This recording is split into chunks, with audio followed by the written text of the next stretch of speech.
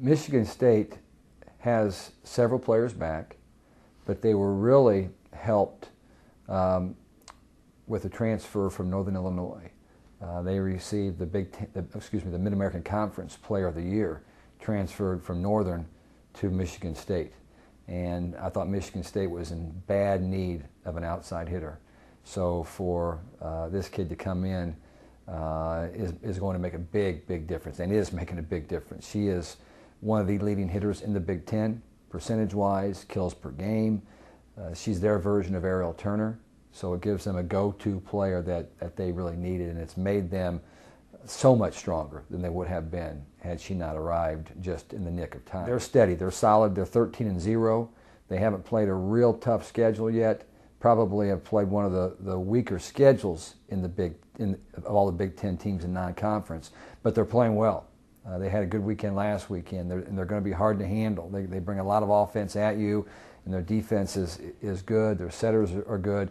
It'll be a stiff challenge for us to go into Jennison Fieldhouse and knock them off. And then the next night, one of our big rivals in the Big Ten has become University of Michigan, and Michigan and ourselves we find ourselves recruiting a lot of the same players for whatever reason. They've come into Indiana quite a bit. We've gone to Michigan some, and then we knock heads other places as well. So I think that their staff and our staff like similar type players. And we've had some great matches with them. We had a 5-game knockdown, drag-out affair up there last year that we came back out of nowhere and beat them. We swept them last year, but it was not easy, and it will never be easy when those two teams play. They're both really good teams. They're both right on the cusp. I think Michigan State's ranked 25th, and then Michigan is receiving votes, but they're both very well coached, and to go on the road the first weekend and have to play two teams that are going to be well prepared for you, as I mentioned, will be a real challenge for our squad. Our middles are playing well. Both Anna Drury and Kiki Jones had great tournaments the last 2 weekends, so I think that they're going to draw a lot of attention and keep that away maybe from everyone focusing on Ariel Turner quite as much. Our right side players have played well. Annie Drews has been a breath of fresh air for our program. She's going to be a big timer.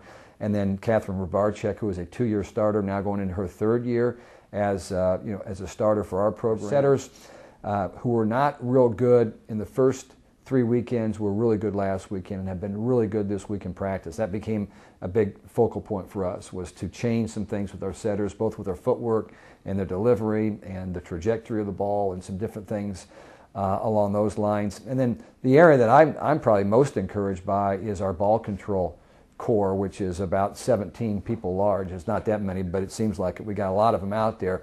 But our veteran players are starting to play like veteran players. Courtney Gossowich, Amanda Miller have given us some stability. Hillary Fox also has been steady throughout this season and will continue to be somebody that we'll look to. But then we've got some younger players, especially 2 freshmen that we may see this weekend, and we've been holding them out because we thought we might want to redshirt them. But Kate Workman and Amanda Neal have really opened some eyes up in the last week of practice. There may be some surprises this week with what we see on the floor when we go up to the great state of Michigan.